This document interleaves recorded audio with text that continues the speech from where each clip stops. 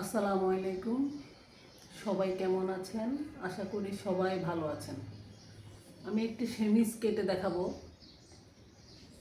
এবং মাপ বুঝিয়ে দিব। আমি সেমিজটার মধ্যে আগে থেকেই আর্ট করে রেখেছি।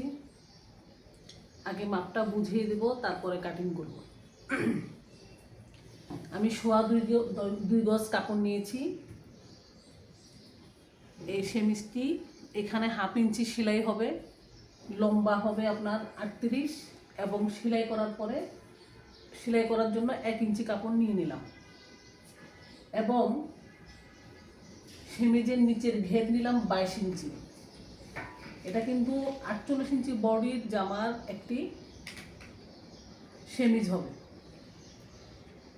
যার জন্য বানাবো। তার মাপ হলো 48। মোটামুটি ভালোই হেলদি, কিন্তু আপনার ঘেরটা কম নিতে হবে। ঘের যদি বেশি নেওয়া হয় জামার নিচ দিয়ে দেখা যায়, যার কারণে আমি ঘেরটা কম নিলাম 22 ইঞ্চি। এখন আমি সেমিজের কাজ সব সময় কম নিতে হয়, বেশি নিলে দেখা যায়, সাইড থেকে দেখা যায়, যার কারণে আমি সেমিজের কাটটা নিয়ে নিলাম 12। এই যে কাটটা নিয়ে নিলাম 12। 12 2 ভাগের 1 ভাগ হলো 6। সেলাইয়ের জন্য নিলাম 1/2 ইঞ্চি। এখন এখান থেকে এ পর্যন্ত আমি 8.5 ইঞ্চি নিচে নামালাম।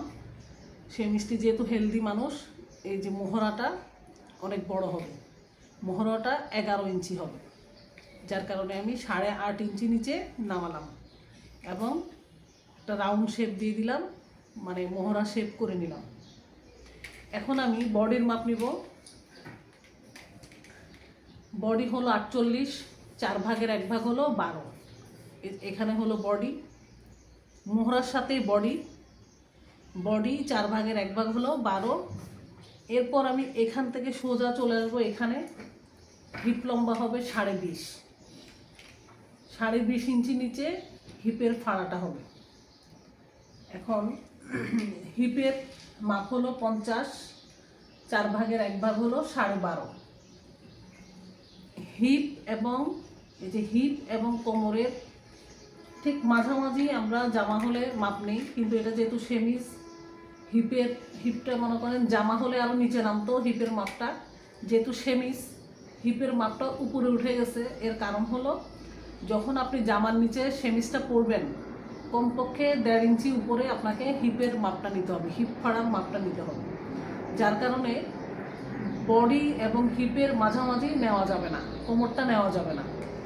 আপনার বডি থেকে 7.5 ইঞ্চি নিচে আমি কোমরটা নিলাম। যদি আপনার হিপ আরও নিচে নামতো তাহলে বডি এবং হিপের মাঝামাঝি কোমরটা হতো। এখন যেহেতু হিপটা উপরে উঠে গেছে, তাহলে হিপের চিন্তা না করে আমরা বডি থেকে 7.5 ইঞ্চি নিচে আমরা কোমরের মাপটা নিয়ে নিলাম। আশা করি বুঝতে পেরেছেন। আমি জানি না কতটুকু বুঝাতে পেরেছি। এখন আমি সেমিজটি কাটিং করে ফেলব। সবচেয়ে বড় কথা হলো গলার চড়াটা নিলাম আমি 3 ইঞ্চি চড়াটা, এবং ডিপ নিলাম 8 ইঞ্চি। সামনে পিছে দুটোটা গলা সমান হবে। সেমিজের গলা সবসময় জামা থেকে বড় হয়, অনেক বড় হয়। যদি সেমিজের গলা ছোট হয় তাহলে জামার উপর দিয়ে জামা পরলে নিচ থেকে সেমিজের গলাটা দেখা যায়, যার কারণে সেমিজের গলাটা বড় নিতে হয় এবং সামনে পিছে দুপাশেই বড় নিতে হয়।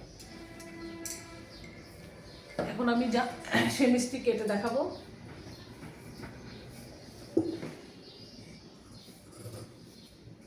আর সবসময় সাইডে সেলাই করার জন্য 1 ইঞ্চি কাপড় রাখবেন এবং বডির দিকে যখন কাটিং করবেন তখন 1.5 ইঞ্চি কাপড় রাখবেন।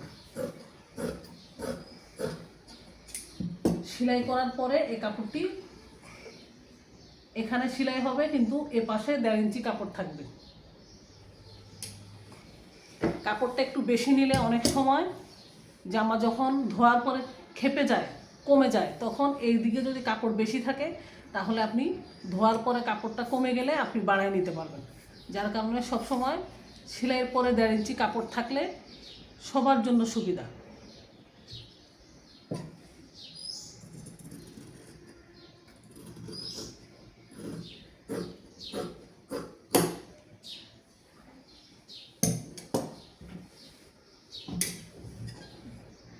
জানি না আপনাদেরকে আমি কতটুকু বোঝাতে পেরেছি।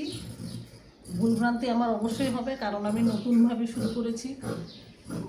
সেলাই করি অনেক বছর আগে থেকে, কিন্তু আমি পেজ খুলেছি অনেক দিন হয়েছে, কিন্তু কাজ করা শুরু করেছি অল্প কদিন আগে। যার কারণে আমি এত প্রফেশনাল না, অন্তত আপনাদেরকে বোঝানোর ক্ষেত্রে। কিন্তু আমি কাজ করার মধ্যে অনেক কাজ করি, মোটামুটি ভালো প্রফেশনাল আমি কাজের মাধ্যমে। কিন্তু হয়তো বোঝানোর মাধ্যমে আমি এত পারদর্শী হব না, হয়তো আস্তে আস্তে হব। আমার ভুল ত্রুটিগুলো আপনারা ক্ষমা দৃষ্টিতে দেখবেন। কথা বলার মাধ্যমে যে ভুলগুলো হয় আপনারা ক্ষমা দৃষ্টিতে দেখবেন।